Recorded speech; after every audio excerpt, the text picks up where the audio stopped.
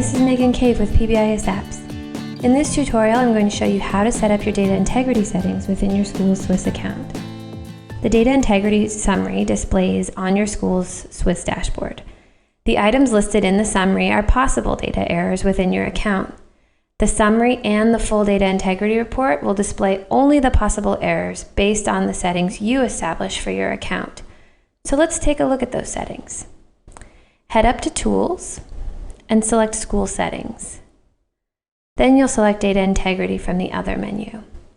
Here is where you'll find all of the settings for the data integrity system.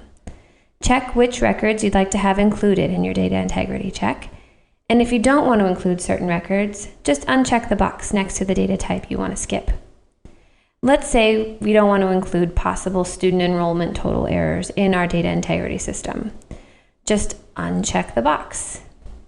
Now, SWIS won't check for school enrollment errors.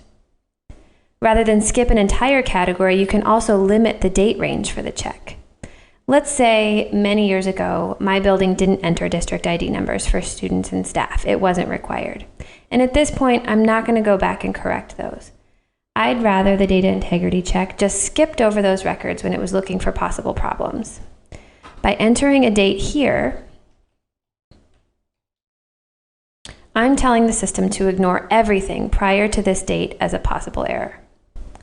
So now, based on these settings, my school's data integrity system will skip all possible school enrollment errors and ignore all possible student, staff, non-staff, and school day errors prior to April 1st, 2011. Click Save. And now you're ready to go. Come back and update these settings anytime you want to make a change to the way the system checks for errors. Have fun!